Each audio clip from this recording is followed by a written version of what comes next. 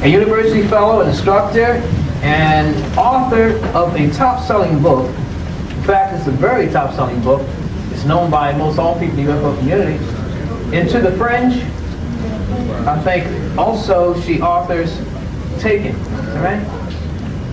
So you must get these books because I hear strong, good comments about these books.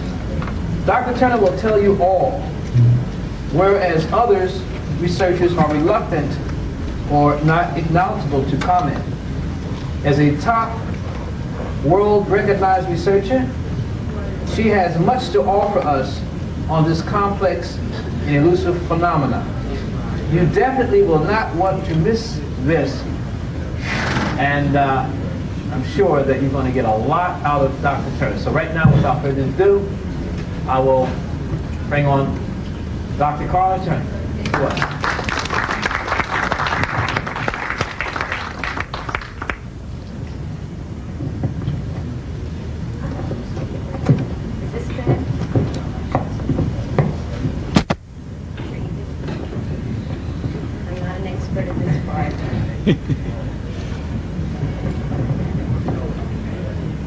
All right, is everybody able to hear me now? Good. I'm glad to see that the real core group is here. We don't have to deal with all the socializers. These are people who've given up at least some of your supper time to come in, and I'm very appreciative of it. And Bob, I'm very appreciative of what your group is doing here. I think it is historical, and I'm very pleased to be part of it. I'd like to start by telling you something that happened earlier this year. In January of '94, while I was working on the research and getting ready to publish my first research report, which is a book called Taken, Inside the Alien Human Abduction Agenda. I was talking with one of the 8 women whose cases I'm reporting on in this book. Her name is Angie. She's in Tennessee. I'm in Arkansas. We were on the phones, and both of our phones were regular phones, not cellular or anything like that. In the course of our conversation, Angie was telling me about a recent abduction experience she had just had, in which this particular group of humanoid-looking so-called hybrid aliens were with her in a facility, and they told her they came from the area of Cassiopeia and the constellation. And she said, Karla, what do you think about that? Is there any possible way this might be true? And I said, well, Angie, the aliens have given us any number of alleged origins for where they come from, everything from Mars to the planet Banlon to, you know, the Pleiades. But we don't have any way to check this out, so we don't have any reason to believe or disbelieve what they say without some sort of confirmation. Who knows where they come from? At that point, there was an electronic zip sound on our phone connection, and a very human male voice came on the line and said, there's a lot of them out there and we know where they come from. And then there was a little electronic zip and the man was gone. And then I picked the phone up off the floor. So to tell you that this is a phenomenon, the abduction scenario, that involves not only non-human entities from a place unknown as far as we can verify, it also involves very, very human agencies who monitor abduction experiences and events, who perform surveillance upon abductees, who initiate intimidation and harassment upon abductees, and at times, as you'll see in my book and in my presentation tonight, they abduct abductees and interrogate them, often with threats and often with the use of drugs and other mind control techniques, trying to elicit information from us about what is going on. And so that's sort of where we're going to head. I just wanted to let you know this is not simply secondhand reports. My family, in its own experiences, has had military, human agency involvement, and so have 4 of the 8 cases I report about in Taken. And I think here at least is one of those handles we've been looking for. How do we get hold of something so elusive that it can pop in and out of our reality, can put us under immediate control when it happens, can alter our perceptions to be whatever they want it to be, and we can do nothing in return. When there is a human element involved, there is the opportunity to do something about this. And in this phenomenon, there is very definitely a human element involved. Now, I'm going to get there. I want to just start and let you know we're dealing with a real phenomenon I have witnessed repeatedly, have had multiple witnesses with me in some of these instances, and we're going to try to blow the lid off a little bit further off the abduction phenomena as you may have known it to this point. How many of you are pretty well read on the abduction scenario? So I don't need to do a whole lot of background work. All right, great. Well, first you might want to know who I am and why I'm up here to begin with, but the reason I'm up here is because aliens decided that they wanted to mess with my family. And they chose a family that was very happy and active and productive. In 1987, in December, my husband had a sighting in the daytime of a large spherical metallic craft hanging over the courthouse in the town where we lived in the North Texas area. He couldn't identify what it was as he was driving the car, so when he came home, he parked the car and walked about half a block up a hill to where we had a view of downtown, which was less than about a mile away. And this object was hanging over the courthouse in the daytime. He watched it, he said, and I wasn't here, I was out delivering Christmas presents because it was right before Christmas. He watched it for maybe 5 or 10 minutes, no more than that. It never moved, it never changed. He couldn't see wind affect it. He couldn't see anything dangling from it like a balloon might have. And he said he finally gave up and turned around to walk home, and lo and behold, it was dark. He didn't understand how it got so dark in the 5 or 10 minutes he was standing there, but he shrugged it off and came home. And when I returned that night, he said, I saw the darndest thing over the courthouse. I wondered what it was. And he told me his description of it. Large, metallic, spheroid, unmoving object. And we said, oh, well, they must be filming a movie in town, because our town is one where movies have been filmed fairly frequently. Let's look in the newspapers and see what movie they're filming so we can go down and watch them work. That's a fun thing to do. So we looked in the paper that weekend, and there was no mention of a movie, nor was there a mention of this large metallic object over the courthouse, and we forgot about it. Not once in our conversations did the term UFO ever come up. We didn't even think of it. It wasn't part of anything we dealt with.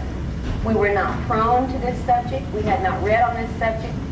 I was a college instructor of English, had been for 10 years. My husband was a computer systems analyst. My son was a graduate student in physics. We were doing a very normal set of activities in our lives, and UFOs were simply not part of that. But when, several months later, stress had taken its toll, unknown caused stress, in both of our lives to the extent that we were driven to seek counseling and physical help for some of these symptoms, hypnosis was used with me to help teach me how to relax the symptoms of stress I was having. And when my husband's counselor finally dismissed him and said, I'm sorry, I can't find the cause of your stress, I offered to show him how to do self-hypnosis so he could relax the symptoms he was having, which included blinding headache, back pain, paralysis and numbness in one leg from the hip all the way down to the foot, partial blindness, nausea, etc. I was having TMJ symptoms that I had never had. My teeth and jaws were clenching so tight I was deforming the muscles in my face and neck. Again, for no known reason. I was at the point where they were considering surgery to correct this. And we didn't know why we were stressed out. The first night that I taught my husband how to do self-hypnosis so he could relax his symptoms was May 2nd, 1988. When he was sufficiently into a trance, and by the way, he went into it fairly easily, and I've never done hypnosis on anyone. I've only had it done on me a couple of times, but it was an easy process to get into a trance state. I played therapist, and I said, why don't you ask your subconscious to tell you what the cause of your stress is? And he said, okay, and mentally asked his subconscious to show him the cause of his stress. My husband was lying on the couch at this time, prone, and all of a sudden he let out this yelp and literally levitated off the couch in fright. You've heard of jumping in fright? He jumped from a lying position. He said, I see a face. Oh my God, I see a face. And then he saw a gigantic craft. He said the size of a small city. Just then the telephone rang. Now here's my husband under hypnosis for the first time with someone who's only been in hypnosis a couple of times herself, suddenly talking about this weird, scary face and this gigantic ship, and my phone rings. Now what do? I said, hold on, and I ran to pick up the phone, which was no farther than from here to the wall. I picked up the phone and said hello, and there was no answer. I said hello, and there was no answer, and just as I was about to hang up, I started getting screeched at, jabbered at, electronically garbled at by something that sounded very, very angry. This went on for 10 to 15, maybe 20 seconds. I was in stunned response, and then it suddenly went dead and the line was gone.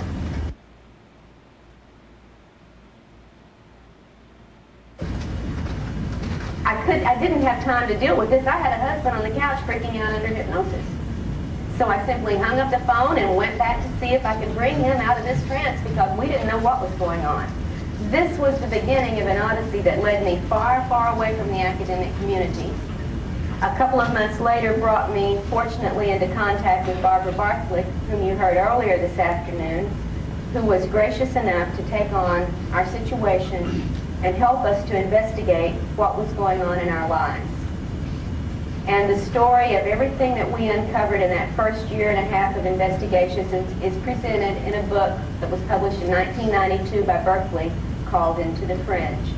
If you're interested in the story of what my husband, my son, his fiance, his roommate, and several other family members went through during this literal siege or invasion for about 18 months in our lives, very consciously as well as on the subconscious level, with all sorts of corroborating external evidence, then I recommend you might want to look at the book. Now, it's only a $5 paperback. Most people can find it at a used bookstore, and I told them I really appreciated that because most of my friends were not rich enough to afford those hardback books. So it's at least one of the things that is available if you're interested in the personal account and the heroic work that Barbara did with us to bring us through a time when we were so lost. We did not know what to do. We were followed by unmarked cars. We had lived in the same house for 5 years with never a helicopter over our house, and beginning at this time we had almost daily helicopter strafing, sometimes in the middle of the night so loud the windows almost broke from the activity, sometimes as many as 9 in a day, circling and circling our house. We began to have interference on our telephone calls, and never when we were talking about recipes or the family or work, but only when UFOs were the subject of conversations. We began to have tampering with our mail, and my daughter-in-law, future daughter-in-law at that time, who was an ROTC scholarship student and was in the process of getting out of the ROTC because of medical reasons, was at a point where she had to sign up a duty request when she graduated, and she was a physicist, studying physics at the time, and she needed to be near her medical specialist for her problem, which would give her only one choice of an assignment, which was meteorology. When she went to the ROTC sergeant on the campus and signed that she wanted to be attached to a meteorological base, the sergeant absolutely flipped out and said, "You can't do this. You're a physicist. Don't you want to sign up for the R&D work? Don't you want to work on the UFOs and find out what really is going on with them and not what the public thinks?" This from a sergeant in the Air Force to my daughter-in-law, who had never mentioned any of our activity to anyone other than us, except on the phone. So that's just a little of the background of why we're here, because at one point, before we met Barbara, my husband and I stood holding each other in a kitchen, quaking, shaking, fearful, uncertain of what was going on, and said, "We don't know what's going on, but by God, if we ever find out anything about this, we promise to help other people who are in our situations to learn." And we have been doing that ever since. That's why I'm here today, and not in some classroom teaching Beowulf. All right, now then, what are we really dealing with in this alien-human abduction agenda is what I want to talk about tonight. And what I have to tell you is that we're in the midst of an extremely serious situation. Those of us in the UFO community have had a failure to communicate to the public at large just how urgent and serious the situation is, and we're working very hard, some of us, to try to correct that lack of communication. This is not a matter for philosophical discussion anymore, my friends. This is something that is real, intense, in our faces, in our bedrooms, in our children's lives, in our families' lives. And if you've never had an experience, I can guarantee there's someone you work with, or someone in your family, or someone in your neighborhood who has. It is that widespread. If everyone who had this experience suddenly had a little red light glow above their heads in this country, you would be so shocked to find out not only the number, but the types of people who are subjected to the alien intrusions and who never talk about it. And now you might understand, having talked it yourself, among others who haven't had this, you might have found out why they don't talk about it. There is rejection, disbelief, questioning of sanity and credibility, loss of jobs, loss of marriage, loss of self-confidence, and loss of reality, basically. You have to start from scratch when this intrudes into your lives. And the moment you admit it to somebody else, you have to start facing it. So many, many people never admit it. And we can understand why. I'm going to talk at some length about the research I'm reporting on in Taken, and also in a book that will be out next month, and I'm sorry I don't have it with me right now to show you, because I think this is probably the most important work I've ever done. Barbara and I have worked on this case for over 2 years. It reports on one man's experiences for 50 years. It's called Masquerade of Angels, and I would be very pleased if you drop by my table and pick up a flyer about this book, because it will be for sale in December. I hope to have it here, and we were not able to get it here in time for this. It's going to upset, I think, quite a few people in the New Age community, but I will tell you now, the man who is the subject of this book is one of the New Age people. He is at the heart of the New Age phenomenon. He was a spiritualist, a church founder in Georgia. He is a psychic who's done readings for over 20 years. He is a very well-known psychic in the South. People fly in from all over the world for sessions with this man, and he has proven to me, who's one of the biggest skeptics when it comes to psychic phenomena, that it's real where he's concerned. And this man, who is at the heart of the New Age metaphysical movement, is going to tell you that the masquerade is going on in full force, and you're seeing angels when you should be peeling back the mask. So I hope you will at least pick up the flyer and have a look at that book, and I will talk a little bit more deeply about Ted's experiences in just a little bit.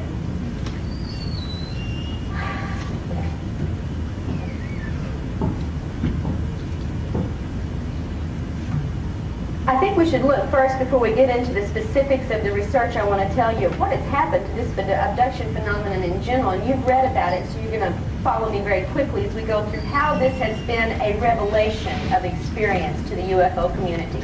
Some of you have been studying UFOs since the 50s or the 60s, maybe some since the 40s, and you were looking at lights in the sky, you were looking at craft on radar. We've had scientists out there trained to measure angles of descent, to test for landing traces, trajectories, to corroborate witnesses, what color were the lights, what shape was the craft, where did it go, where did it come from, and scientific equipment of every sort has been focused on the UFO phenomenon for 50 years. And many groups like MUFON and others claim that the scientific approach is the only approach we should use, and it's the only way we're going to get answers. And my friends, I can challenge every one of them, and I have to their faces, to tell me after 50 years of scientific investigation, have you learned who these creatures are, where they come from, or why they're here? Is there anyone who has learned this with the scientific approach that you know of?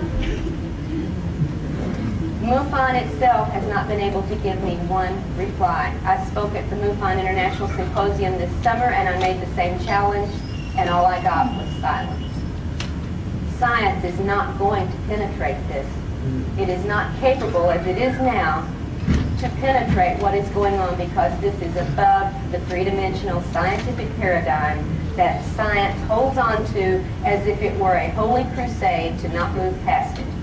And we have to move past it if we're going to make any headway. The UFO community resisted the abduction reports more vigorously than anyone in the beginning. Did you know that? Yeah. Remember the first few reports? This can't be. Yes, people can see craft, but certainly they're not seeing anybody in them. They're obviously empty. There's nobody flying them. And if anyone claimed to have actually seen an alien or had an encounter, they were immediately written off by the UFO community as being crackpots and loonies. Nobody has encounters. They resisted vigorously. And then, pushed by evidence as case after case began to come forward, grumblingly, the UFO community said, okay, maybe there is somebody in those ships. Okay, maybe occasionally one of them might get out of the ship. Maybe every now and then some random witness might accidentally see one of these little creatures out taking soil samples or picking some flowers or gathering some water from the reservoir, but no, it's not a common event. Even Bud Hopkins, as recently as the early 1980s, was saying, all right, people may be getting abducted at some point, but it only happens once. It's that random and rare. There was no idea, even among the leading researcher in the field, that it was a recurrent situation. He would accept one report, but if the person said they came back, he'd say out of the office. Because that was where the research stood. It was conservative, it was resistant to change, and Bud is the first to admit he was pushed to change by the evidence, and he waited until it was overwhelming before he would change. There are some people who have been forced to change much faster, Miss Barkley being one of these, because of living in the center of an invasion area during the mid-80s when things changed, and we're going to talk about when things changed and why they changed.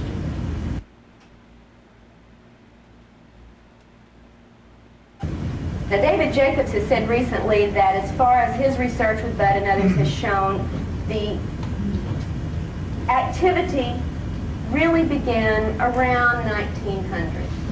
And we know from some of our own research that the abduction phenomena has affected families going back 4 generations, and that would be around the turn of the century. In my husband's family, for example, his grandmother had an encounter with non-human entity that led her off into a swampy area where there was a period of missing time before she was returned when she was only 5 years old. That was 1903.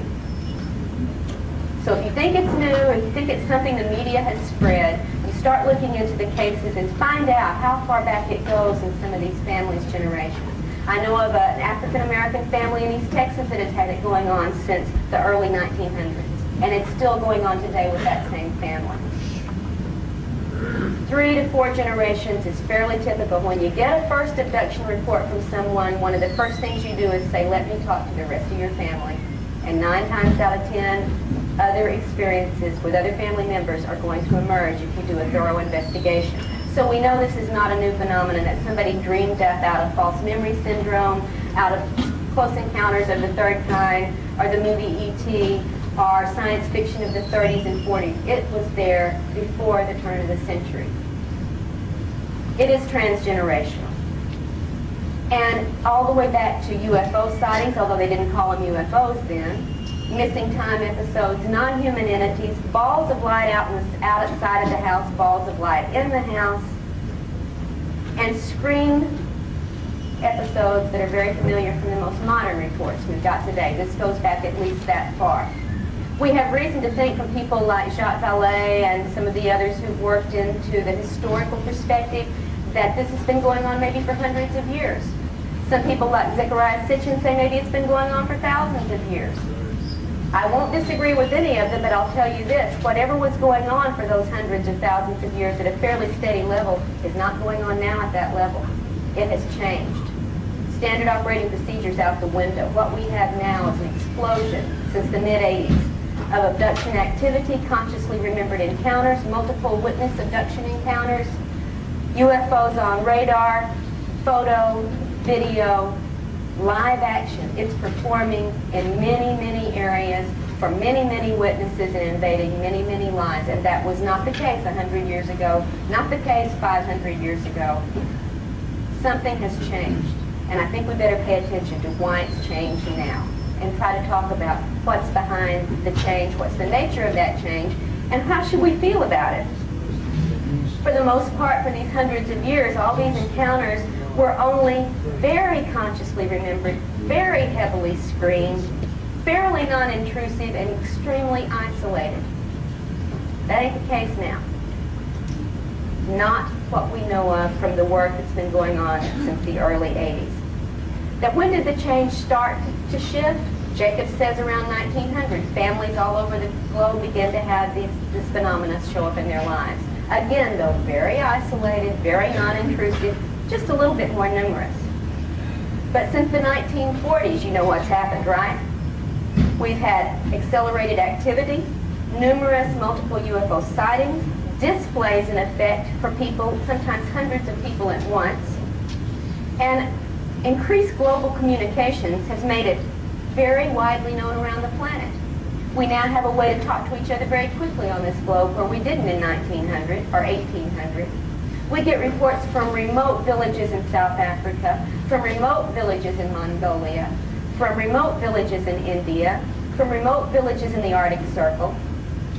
We know it's going on globally at an ever-increasing rate because we have now that communication that lets us know. Now, that started in the 40s. Before 1947, before Roswell, by the way, but that seemed to be one of those trigger points that everybody can hold on to. What happened in the 50s, early 1950s, UFO historians? What happened then? Contactee cases. Do you remember reading about the early contactees in the early 50s? Beautiful, human-looking aliens were coming down from Venus and from Mars and from Mercury, and they were having wonderful contacts with humans saying, you're special, you're chosen, we have a mission for you, you're going to tell people about us, you're going to be one of those who takes the lead. All right? And these people believed it, of course. And they proclaimed to the world, my friends, the Space Brothers are down here, they've given me a message for humanity, you must listen, you must follow. Here's the prediction they're making, it's gonna happen. And time after time after time, these believing, well-intentioned contactees were led to make utter fools of themselves, acting on the predictions of aliens who then cut them and left them to hang on their own.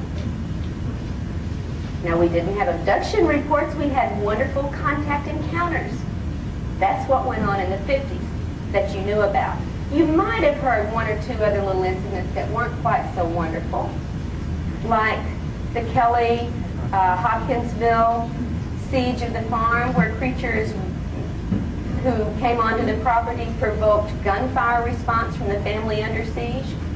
This was not a wonderful Space Brother encounter. You might have heard about that. Or you might have heard about in 1957 down in South America, the young farmer who was taken aboard the craft and forced to have sex with someone who couldn't communicate to him very well. Yes, Antonio Villas-Boas had this encounter. Wasn't a wonderful Space Brother message given to him. In fact, they didn't even use telepathy with him. They used sign language. They pointed to the belly, they pointed to the stars, and they took off. So even the aliens had to come up to speed, if you will. Yeah, it's right here. All right? That was in the 50s. Okay, all right. And normally, these Space Brothers identified themselves as coming from somewhere familiar. The Moon, Venus, Mars, Jupiter. At that point, they weren't yet up to telling us that they were from the planet Banlon. That comes later. And these contacts all seem positive and friendly for the most part, except for those couple of little isolated cases I mentioned, and there were some others you probably never heard about that are there in the obscure literature if you care to look. Now, from the mid-50s to the mid-60s, what happened? That's when we started getting the real, quote-unquote, abduction reports. After Villas-Boas, then we had Betty and Barney Hill. All right, and this one made the news. Somebody, for some reason, tended to give a little credibility. Even Life magazine in 1966 in October covered their story and treated it fairly straightforwardly. And then, as Barbara mentioned, we had, Lonnie Zamora in '64, the officer in New Mexico, saw the landed craft, saw the creatures by the craft, was given some credibility before the debunkers, of course, jump in and do their thing. Travis Walton in '75. All right, isolated, rare cases that the UFO community was grudgingly willing to accept as, yeah, these might have happened. Little did they know it was happening down the street, across the street, next door. And little did we who it was happening to know this either, because it was kept suppressed, It was kept screened, and we were kept very, very confused about what was going on. I've had conscious encounters since the age of 5. Until 1988, I had no context that told me what this all meant. I didn't know what these things were. I just knew they happened. And many people whose trigger went off in the mid-80s will tell you the same thing. Yes, there was something in my room at 3 years old. Yes, there was something when I was 12 years old. I didn't know what it was. I thought it was an angel. I thought it was a ghost. I thought it was my child's imagination. We had them going on, these events, and we didn't know what they were. But by the late 1970s and the early 1980s, that's when the trigger went off. Great numbers of people began to remember their abductions, not only that were going on now, but that had been going on all their lives. And then the debunkers had a field day saying, who's putting these ideas in these people's heads? If you had it at 5 years old, why didn't you remember it and tell somebody about it? Well, I can here to tell you, as one of the many people who did remember and who did tell their parents about it, we were told, honey, it's just a dream. Nobody believed us, and they had no reason to. And so we quit believing in ourselves.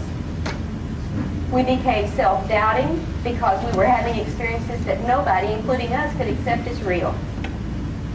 And the UFO community slowly, by the early 80s, had to start listening to pioneers like Bud and others who were working in this field to bring this information to light and saying, okay, maybe it's going on. I'll tell you, since most encounters are suppressed or screened in our conscious memories, they could be much more numerous even today than we have any idea. We do not know how many times we've been abducted. I've been interviewed in numerous public forums, by television, by radio, in conferences, and people say, how many times have you been abducted? And I have to say, who the heck knows? I sure don't. I have signs of abductions many times when I have no memory. We do not know. What we remember is very little, and it is certainly not enough to give an honest answer or upon which to base any theories. But it was at this point that the serious abduction research began. And the reporting of this research in widely read books like Missing Time and Intruders and Communion and so on finally gave the public at large a context, a language in which they could discuss these things. If you don't have a language, you can't talk about it. We finally got a language of terms, of experiences, of validation.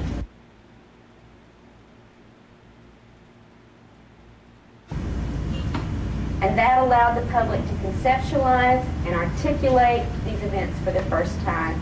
And all across the country, people were reading these books and beginning to ask, is that what was happening with me? The trigger. There had to be a trigger. And the readings triggered even new recollections. And then lo and behold, we weren't remembering things from the past. We were having things last night. It became something not just in our past, but something very, very much in our present. And you all know the rest. Many people sought help on a private level to understand these events. Some went to psychiatrists, some went to psychologists, some went to counselors, and got very little help, by the way, for most of those people. And we became lay investigators because the professionals wouldn't do it. They turned the most important, critical situation on this planet, at least at this century, they refused to take it into their hands, and they said, won't touch it, and left it to us. It's like telling a cancer patient, sorry, too scary, you go cure yourself. Yeah, we're doctors, but we don't want to mess with the hard stuff. And that's the situation still pretty much as it stands today. It's left to each of us to help ourselves and to help each other, and we're not getting professional, organized, official support, recognition, or research. Now, from that lay approach, which is all we had, by the late 1980s, there was a certain picture of the abduction phenomenon that had pretty much coalesced, all right? From what we understood, from what we found at that point. Notably, I think Bud Hopkins probably articulated that for the most well-known person in the field. And here's what he said. Here's what the research said, legitimately from his angle, with what he had to work with. The abduction agenda held that extraterrestrial entities, that is, beings from some other planet, were visiting Earth on a mission. All right? This mission involved efforts to regenerate their species And to do so, they needed reproductive material from humans. That was the picture that pretty much emerged from the research by the late 1980s. Now, this scenario explains several things. It had a lot going for it. For one thing, it explained why these beings were taking sperm and ova and fetal implants from people, right? All right. It also maybe explained why there was an interest in the genetics that ran many generations of one family. Could explain that. And it could maybe explain why these little gray aliens coming into everybody's bedrooms and cars and places to take them look so feeble and sexless and emotionless and degenerate. Degenerate in the physical term. Why, sure. They're on the downside of their evolution. They're de-evolving. They need new blood. They need new DNA. That's why they're here. Problem solved. Right? Well, there were some problems with this little scenario. And anyone who used some of their God-given logic to think about it could see what some of these problems were and are. For one thing, how could an alien race procreate with human reproductive material? You take your cat and your chicken and you try to get them to procreate together. Hey, take your cat and your dog and try to get them to procreate together. How could an alien race use our DNA? Problem here. How could that be genetically compatible? And by the way, while we're talking about all these questions, what do all those non-reproductive events people keep reporting have to do with crossbreeding? So there were still some questions this scenario did not answer. All right, so it was forced by the sheer weight of the reports coming in from hundreds and hundreds and hundreds of people around this planet. It was forced to expand. They said, okay, maybe we didn't understand it altogether, right? Maybe we just had part of it and now we're going to get the rest of it. And what they were forced to face was that this agenda is far more complex than merely a degenerating alien race trying to upgrade their species, because it didn't explain what was going on in bedrooms and cars and homes around this planet night after night. Hopkins and Jacobs and others who had held to this crossbreeding scenario as a firmly fixed, limited agenda had to start expanding what they were saying. And soon they were postulating that the aliens were also studying human emotions. And they were also studying, maybe, well, it appears they're studying human sexuality. And by golly, it looks like they're studying human pleasure and pain responses as well, from what the abductees are telling us is going on. And what do these things have to do with crossbreeding? Why do you subject a person to excruciating pain to measure a response in order to crossbreed? Why do you do sexual molestation to a 5-year-old to crossbreed? Why are these things happening, and what do they have to do with this agenda we felt real confident that we had understood? People were being subjected to terrifying situations, excruciatingly painful procedures, traumatic sexual encounters over which they had no control and for which no acceptable explanation has yet to be given. And to complicate matters, now you don't have it bad enough already, to complicate matters, we've got this increasing number of abductees who aren't abductees anymore, they're contactees. In fact, they're claiming their alien visitors are superior, benevolent, spiritual, sent by God himself or herself, helpful, and here on a mission that has nothing to do with saving their species. Buzz got it wrong. It's not their species here to save. They're here to save our species. Ah, now we understand what they're doing, right? That's why they have to do all these things. They're here to save us. And based on this activity, a whole new age agenda sprang up pretty quickly. For those of you who followed this phenomenon for several years, you know how fast that came up? Real fast. It offered a completely different view of alien encounters. And to this very day, the metaphysically optimistic theory is at war with the original view of this phenomenon. There is a war among the researchers. And it's bolstered by a lot of other information. For instance, a flood of channeled information coming in claiming that this is the case.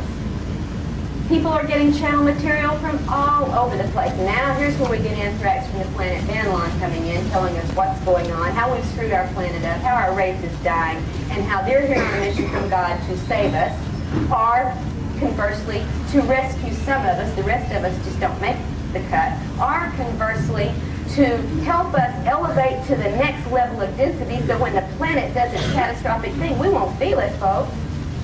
Or, conversely, for the resurrection when Jesus returns in the spaceship. And we get it all. Alright? We've had channel material that gives us all the spiritual hype. We've got spectacular healing events, and I know they're real. I've documented some of these, so it's Barbara, so it's others. We've got increased psychic phenomena among many of the contactees, or experiencers as they like to be called. And we've had all these predictions of why we need alien help, why the Earth is in imminent danger of cataclysmic destruction. It's going to have a pole shift. It's going to go to the next level. It's going to go through nuclear war. It's going to go through ecological disaster that we've caused. All sorts of explanations, none of them ever the same, are given to people for why this mission is going on. And they're here as angelic angels to assist our survival and our transition. Sorry, Bud and Dave, you had it wrong. We're not crossbreeding to save us. We're crossbreeding to save you. And challenging both of these theories, of course, has been the vigorous campaign by our friends, the debunkers, who are here to explain the whole phenomenon away. Don't care what stance you take on it, because after all, they know it's hoaxes, hallucinations, mental disorders, mass hysteria, misperceived night terrors, dreams, hypnagogic and hypnopompic effects, suppressed memories of child abuse, and of course, the newly created convenient excuse of the false memory syndrome. Why, there's no alien, there's no abduction, there's no UFO, honey. You're all just screwed up. Right? So that's where we stand today. We've got the metaphysical camp, we've got the cross-feeding camp, we've got the debunkers in the center having a field day making fun of both camps, and us poor abductees are out here saying, if you ask us one-on-one, we don't know what's going on. All right? The experts are telling us, but we're hearing it happen, and we don't know what's going on. So in spite of all these arguments and the controversies and the counter-arguments and the outright holy war of conflicting opinions, my friends, the abduction agenda has not only continued, it has exploded in our faces. And since the mid-1980s, there's been a literal invasion of UFO sightings, abductions, cattle mutilations, crop formations, and hotspots all over our country, not to mention the rest of the world. And I'll just list a few you might be familiar with. You want to go where there's UFO activity? Oh, it's close by. You've got it in Gulf Breeze and various other parts of Florida. You can go to Tacoma, Washington, and the area around there and find all you want. How about the Virginia-Tennessee border? Got it going on hot and heavy. That too far away? How about Hudson Valley and upstate New York? You can find it there. Want to go out west? Well, head to Colorado-New Mexico border. We got plenty for you there. Want to go south? Try the Oklahoma-Arkansas border. Heck, try the Arkansas-Missouri border. If that's not good enough, come on down to Texas. We got it hot and heavy.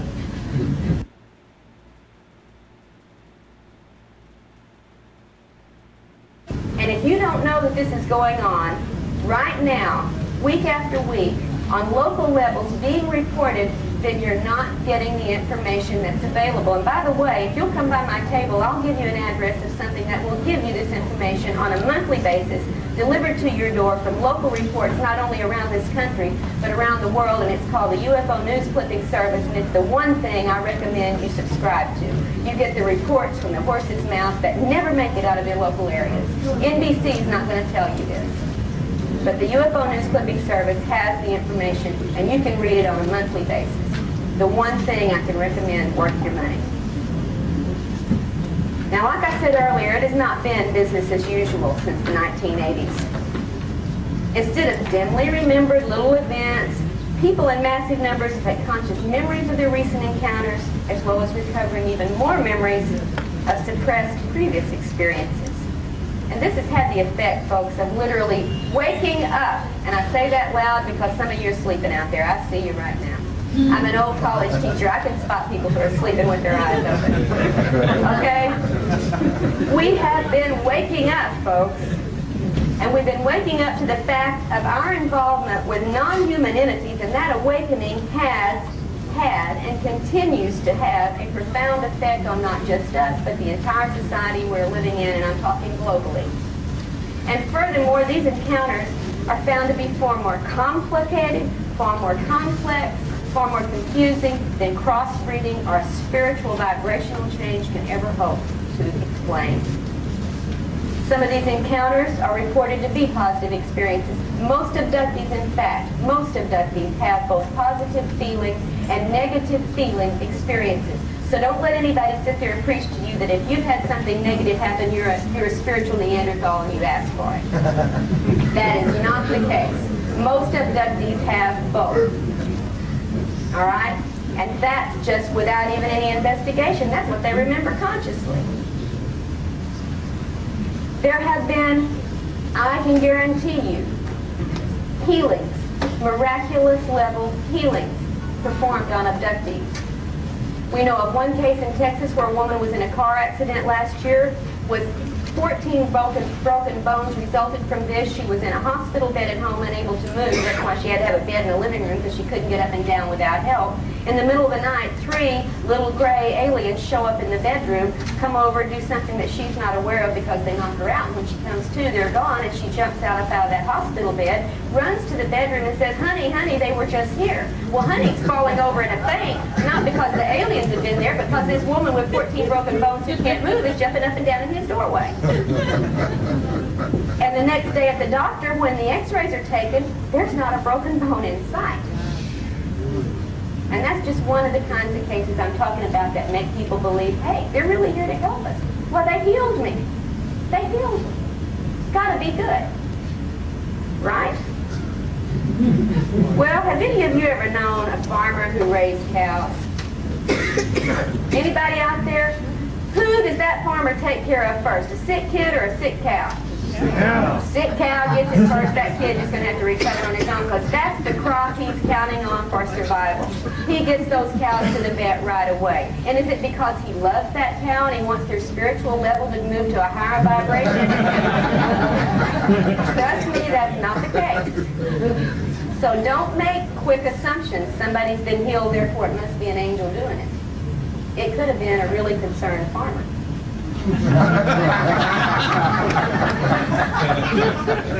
All right. And we have another little problem or two when we start dealing with the positive aspects that most of us people have as we go through this phenomenon. For one thing, we get a lot of spiritual information delivered to us. Spiritual platitudes, spiritual instructions, metaphysical insights, ecological information, warnings of coming changes. And get ready, folks, they're coming. It's going to be here in 1991. It's going to happen. We've had aliens saying that in 1987, and people got ready. And you know what? 1991's gone.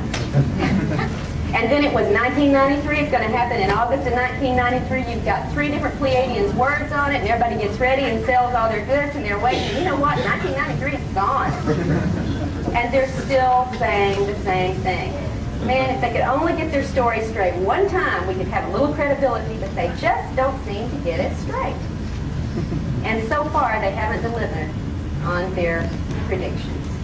And if you start basing your actions on getting ready for one of their predictions, can I please have first crack at buying you out at a cheap price? Because I plan to be here a little bit longer. Now, I'll tell you something. Not only do we get the spiritual and metaphysical and ecological information delivered to us, not only do we get the healings and the predictions and the coming changes, nobody's stopping to ask, now wait a minute, what did that have to do with the crossbreeding program? And the spiritual side is not saying, now wait a minute, what is it, where is it in the Bible that it says angels do rectal probes on children? See, somebody's not using their logic, and somebody's working real hard to keep us from being logical about this. And I'm going to talk about why this is the way we're responding. We have been programmed to such a degree that it is really and truly not funny. And I tell you, even though these things are going on and the reports are valid, that you're getting people are telling you the honest truth about what's going on with them, we still don't have anything to really account for or legitimize or excuse or justify the physical and emotional procedures that are traumatic, illness-producing, personality-degenerating, and sometimes lethal in their after effects on us fortunate chosen abductees. For instance, one of the most common sets of problems, and I could give you statistics, but who cares? I'll just tell you what the statistics tell us. That kidney problems, back problems, headache problems, nausea, unexplained rashes, hair loss, eye damage, and extremely bad gynecological problems are the common results in many cases of the abduction scenario. Sounds like that cross-feeding program's running into trouble. And to get that spiritual vibration up to the next density, you got to lose your uterus, sweetie. There's some problems we better start thinking about. I'm being funny, but I don't feel funny. I'm telling you now, you have to start thinking. You have to wake up. Somebody get that person back there. I see him asleep. And not only have there been illnesses following this and traumatic breakdowns, there have been illnesses no one to this day in the medical community has been able to explain. And I may call Ms. Bartlett up here to witness on some of these. We have some cancers, or alleged cancers, only 3 months after abductions on a particularly healthy man that could never be explained. The best medical specialist in the country said, this is so rare we haven't even seen a handful of cases in all the history of recorded medical science. And by the way, what's that blue stuff and those scooped out marks on his legs? And he's dead, by the way, when they're doing this autopsy. And this is 3 months after a wonderful abduction experience at his house. We have another case in South Arkansas where an entire family, a mom, a dad, their grown child, and her husband are abducted, where there's a big flat going on. There was sightings so numerous that the camera crews from the TV stations used to come out and shoot them because they were showing up on schedule. Had an abduction for the entire family, and afterwards, in this area where many abductions were going on, one of the women who had been abducted began to have her breasts rot off. Rot off. From no known explanation. No doctor could stop nor could identify, and I believe there were 20 surgeries at last count to try to repair the damage. And these are just a couple of examples of the fortunate after effects of us chosen experiencers. And there have been deaths. There have been deaths that have been predicted and threatened to abductees by the aliens as a means of coercion, and those deaths occurred. And they occurred exactly as the aliens said they would occur. And this can be verified in private for anyone who does not think this is true. The people who are involved in this will not let themselves be identified because they still have other people living who are under threat. Those are the cases nobody wants to hear about, and certainly nobody wants to talk about. And before you start believing everything your abductees are telling you, you might want to talk to the survivors of some of these cases. And other detrimental effects, that, such as Barbara talked about earlier today, include severe depression, very strong symptoms of post-traumatic stress, just like any rape or war victim experiences, attempted suicides, and successful ones as well among abductees. In fact, among some fairly well-known ones in the last couple of years. In fact, one in Louisiana this spring that was filmed by the TV crew in the town because the man was jumping off a bridge, claiming an extraordinary set of family circumstances. His wife was going to leave him. The aliens had been abducting these people for several years, and they weren't that upset about it until he's on the bridge to kill himself, and he does, on camera. And the thing is, there were no problems in his marriage. His wife had one baby and another on the way, and they were happy. And here he is claiming, my wife's going to leave me, my marriage is over, I'm jumping off the bridge, and he's gone. And that's just one of the suicides just this last year among abductees. Sexual dysfunction is highly common among abductees. Degenerative and self-destructive behavior, such as Barbara talked about with the drug abuse, the alcoholism, the promiscuity, the tendency toward violent and self-violent action.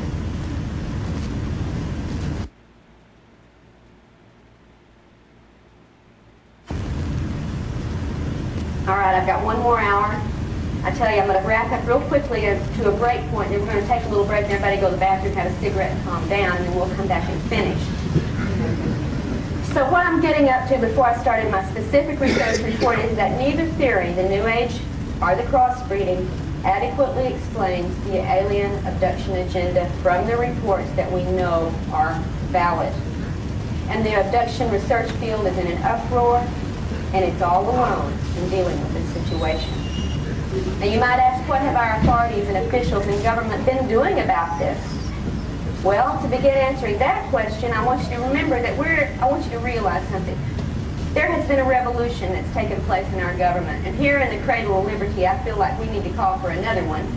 And I hope by the time we're through here, there will be a revolution of some sort in our action and in our lives and in our thinking about this. But there has been a revolution within our government. So that today, a very great part of the power structure that really deals with our situation globally is unknown to you and me. It's not people we vote for. It's not people we recognize on the street. But it's where the power structure stops at the top. And you'll never see it, and I'll never see it. And I'll say this openly, you could elect my dog president, it wouldn't change that power structure. All right? Amen. And we don't know it. We're the ones they're hiding it from. You know what they call us up there among the intelligence community's top levels? We're the sheeple. And that's their term for us. We are the sheeple. Now, this revolution in government activities, we may never know the true extent of these activities because the public is not being told. In fact, most of the evidence that keeps things, most of the effort to keep things covert is not aimed at our so-called political enemies. It's aimed at us, the sheeple. Our leaders don't want us to know what's going on. The Russians know, the Chinese know, we don't. That's how it is, folks. They let Russian satellites fly over the most secret bases and take pictures, but if you try to get out to Area 51, watch it. Now, who are they protecting? And even with our limited resources here in the individual private sector that has been trying to deal with this for all these years, we do know a little bit. We know that since 1947 at least, a power structure within the military intelligence inner sanctum has appropriated the UFO phenomenon, has made it its own sphere, and politics below that level has nothing to do with it. I don't think the president knows any more than you and I do, probably less, no matter who the president is at any given time. And this power structure has attempted to manage the relevant information for its own purposes. First, it wanted to control this information until it could manage it. But that never happened. That's how they said it. It never happened. We'll just control it until we understand it and have a handle on it. So tell the folks it never happened. But later, they found out they couldn't get the handle. They couldn't manage it. But here they were having it covered up and having lied and carried out illegal activities to keep it covered up. So what can you do then when you realize you can't get a handle on it? Well, if it can't be managed, you just simply continue to deny and debunk. And the attitude has been, we can't stop the UFO sightings. Okay, but we can ridicule and frighten the witnesses of these events into silence. All right? Nowadays, it seems, and I'm going to talk about specific examples of this, that power structure within that high level of military intelligence government activity has decided that they can only gather information, they can't control it. And where do you get the best information about what the aliens are doing? Where do you get it? You get it from satellites? You get it from phone surveillance? You get it from abductees. The first-hand accounts from the people who are facing it one-on-one, and now we have evidence, and I mean really hard evidence, that this power structure's agents are not only doing surveillance on abductees, they are also abducting abductees, interrogating abductees, using drugs and other mind control techniques upon abductees, trying to ask these questions. What do you know about the alien agenda? What are they doing with your family? What have they told you you will be doing? What have they done to put implants in you? What procedures are they carrying out on you? They are asking us questions in a desperate attempt to get the information from us. Now, they could come to my door and ask, can I ask you what's going on? And I would be happy to tell them. I feel very patriotic about this country. If there is a threat and our government is working on it, I will give them the information gladly. But do not take me or my husband in the middle of the night without asking, put us under control, use guns and coercions and threats to try to elicit information and then use drugs to wipe out the memory of this as much as you can and expect me to cooperate? Sorry. I'll be a patriot, but you're not being the patriot when you do that to me. There is very strong evidence that the government is having to prepare the public in some way with a widespread dissemination of vague knowledge, somewhat legitimate knowledge. Let's mix in a lot of good disinformation with it so they won't get too scared too fast. Let's mix the good, the bad, the ugly, and the humorous in the media when we treat this subject so everybody can choose what they want to deal with and won't have to be forced to deal with more than they can handle. And maybe we ought to install some contingency plan for future confrontational scenarios. That's where it stands with our power structure right now. And folks, I'm dry. I need a smoke. I'll be back in 15 minutes and we'll talk about the specifics of this.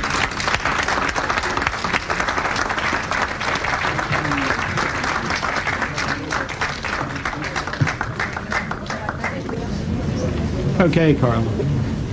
All right, I told you I wanted to talk in specific about my research once we got the general scenario spelled out, and I think I tried to do that as well as I could in the time I had, so I'm going to tell you now about the specific findings for why I'm telling you the things I'm telling you, what kind of evidence we have to support this. There are 2 books currently that report on my specific research, and the first book is the research Barbara Barthlick and I have worked on together for over 2 years. No, the second book. I'll get to that one in just a moment.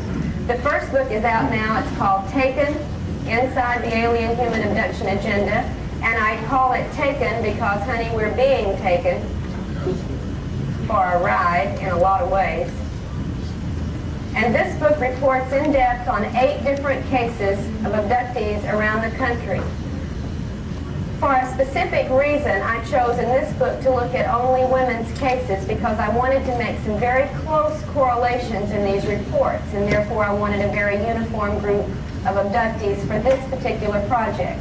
But I don't have any feminist agenda. The next book, which will be out next month, is called Masquerade of Angels, and it deals with one man's entire account of abduction, lifelong abduction experiences. So just because this one happens to be all on women doesn't mean I only deal with women's cases. But it gave me a homogeneous group for comparison purposes. And I'll tell you another reason it's easier sometimes to work with female abductees than with male abductees is because so much of this material is very, very intimate and very frightening, I think, more often for perhaps the male ego than the female ego. And I don't mean that at all derogatorily. There are differences between the sexes. We all know that. We have our strengths and we have our weaknesses. And it has been, in this particular case, easier to get the intimate kind of responses for this kind of study from women. And I hope that this will help open up some of the male abductees to be a little more forthcoming on certain areas that they have tended in some cases to hold back reporting. For instance, in the sexual scenarios, in the loss of control that they've suffered during these encounters, and so on. Now, if you've read this book, or if you pick it up and read it later, and you see the extraordinarily complex details reported in these events, you may think these are unusual cases, and I want to assure you up front, they are not. They are very representative cases. The reason you may find these unusual is because most of the reports you've read and you've been presented on the abduction phenomena have been very censored, and they've been very partial, and in many instances they've been carried out by investigators and hypnotists who did not know to look beneath the surface. And what you got was a lot of surface reporting. And I want to tell you now that that is not where you're going to find the answers. There are levels and layers to this phenomenon within the abduction experience with every one of us who's had this happen that are covered by screens and illusions that require very thorough probing to penetrate. What I have tried to show in this book is how complex it is, and toward the back, if you get the 8 cases presented very often and very fully in first-person form rather than me telling you, I let the people tell you, and this is based 99% on their conscious recollections. not on hypnotically retrieved information so that the debunkers can say, oh, it was false memory or somebody implanted the idea. This is from their conscious lives, what they live with every day without hypnosis. And really, that's more representative of what most abductees go through, because most of us don't have anybody to do hypnotic work with us. It's the exception rather than the rule that you find a competent hypnotist that knows how to probe these strange memories. So it does take you inside what it's like to live with this.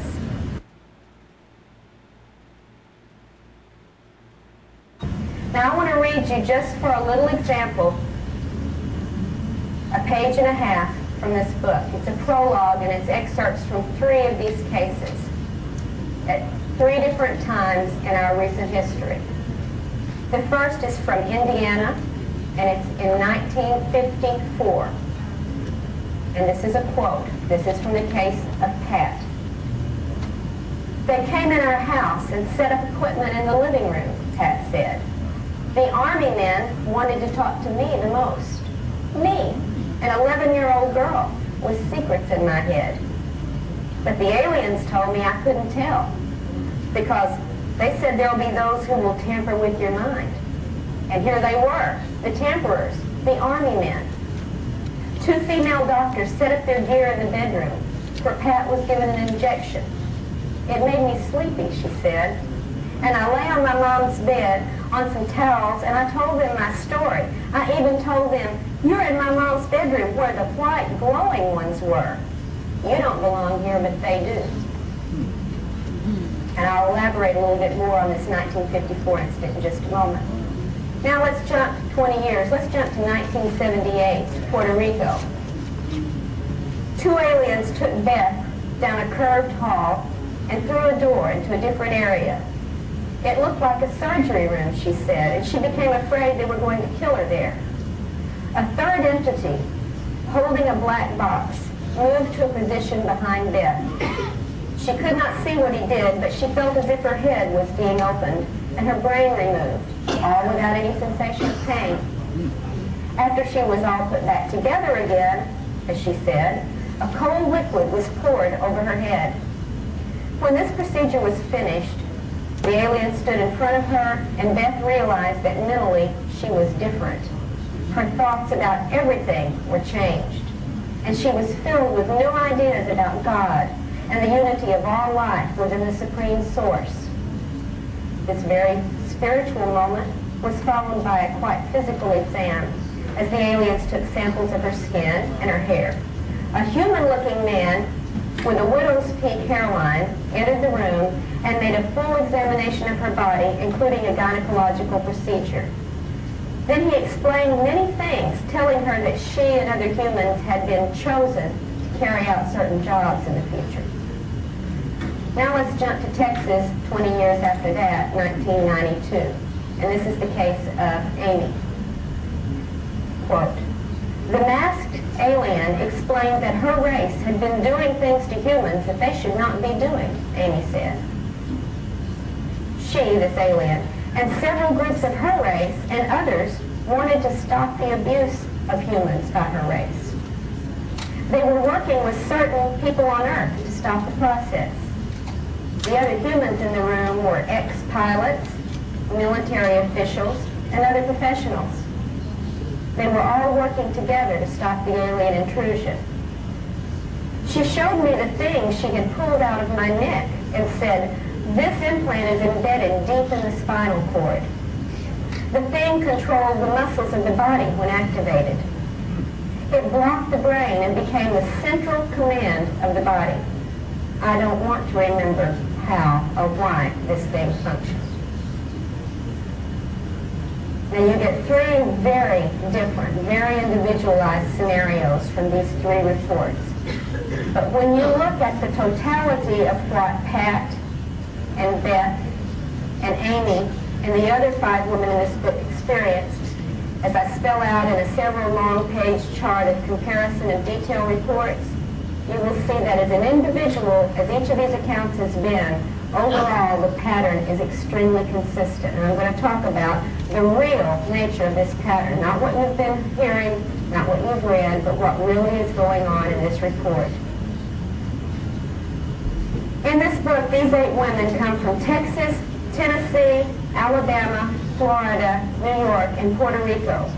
They ranged in age at the time this research began from age 26 to age 50. None of them knew the other when this began.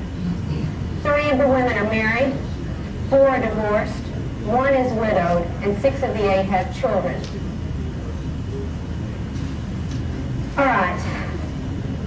Although there's this highly individual approach to each of these events, when you look at the entirety of the experiences, here are some of the shared details that we find in common, and all of these, I think, are going to raise some pretty important questions in your mind.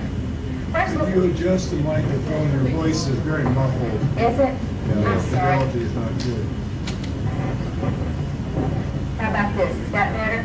You need a little bass in that mix, and I guess it's the sound guy. You need a little bass drum. Can you Not too much help the treble. sound guy? Your battery is Thank you very much. I was just talking about that. Yeah. That's good.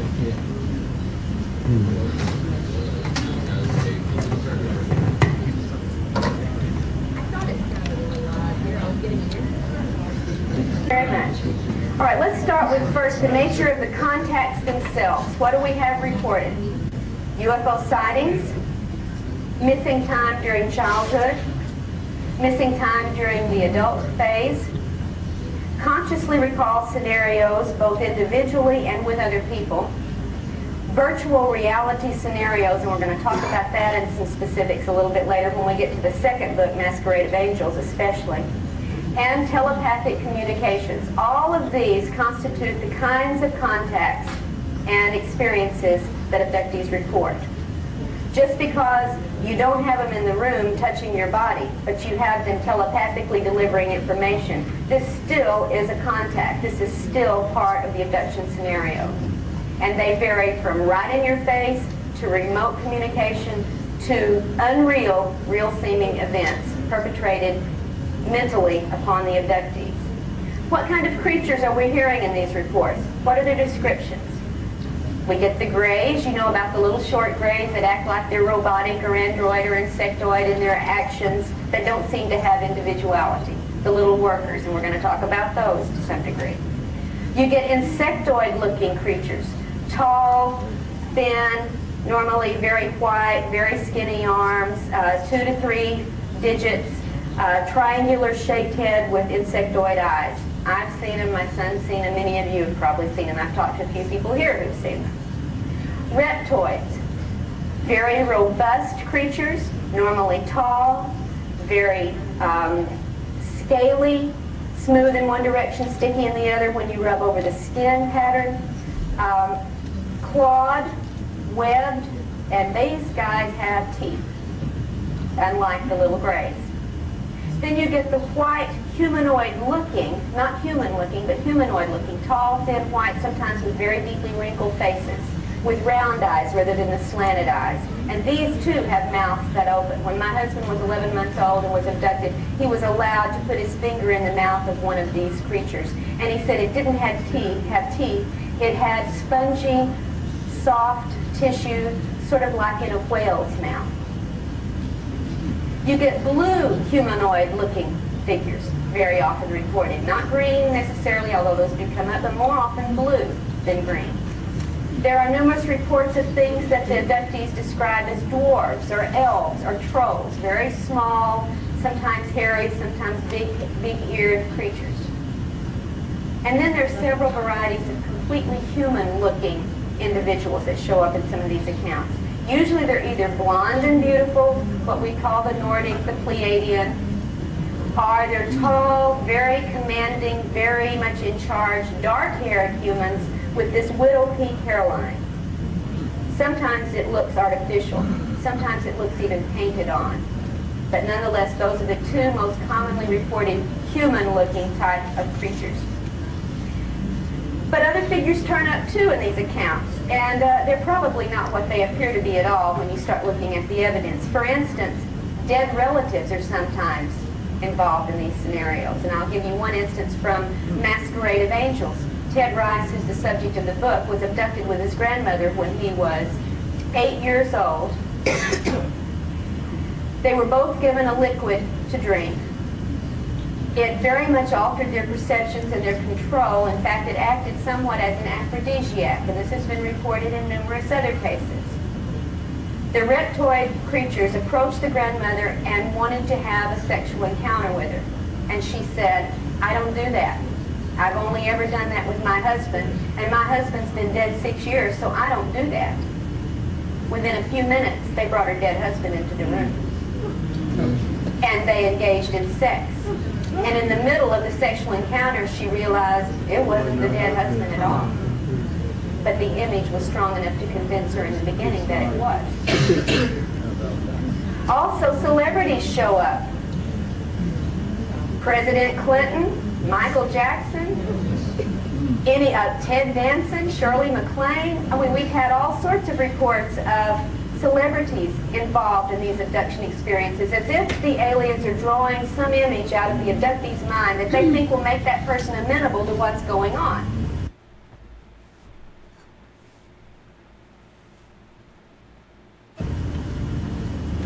And even religious figures show up, most commonly Jesus. Now, we're dealing in this country. Maybe if we were in India, Buddha would show up more, or Krishna would show up more, but right here we get Jesus. And in fact, Pat, the girl whose family was sequestered in 1954 in Indiana after a UFO encounter that abducted her entire family, the next day military personnel showed up, sequestered her family on their farm for 5 days, and interrogated them with using drugs to do so. 54. At the time this encounter took place with the aliens, Pat and her grandmother were in the same bedroom when the little grays started coming in, and they started freaking out. The grandmother especially started saying, "Oh, Jesus, what's going on?" Well, lo and behold, a little blue beam comes through the ceiling, and there's Jesus in the room saying, "It's all right, they're with me. Go with them, they're with me." And I asked Pat, I said, "What did Jesus look like?" And she said, "Well, he was beautiful. He was tall and handsome and had blue eyes and blonde hair." And I said, "Pat, have you read your Bible lately?" I don't think there's much of a chance that Jesus had blue eyes and blonde hair. And like so many other abductees in the same situation, she said, "Well, this one did. It worked. Grandma went with him. After all, Jesus said they're with him. Go to it." Now, these improbable figures that we know are not the dead grandmother, are Michael Jackson, are Jesus himself in these situations, are very often part of what we call the virtual reality technology, where images can be created and perpetrated that feel absolutely as real as you and I feel right here today. And they are very persuasive when you are already under a control.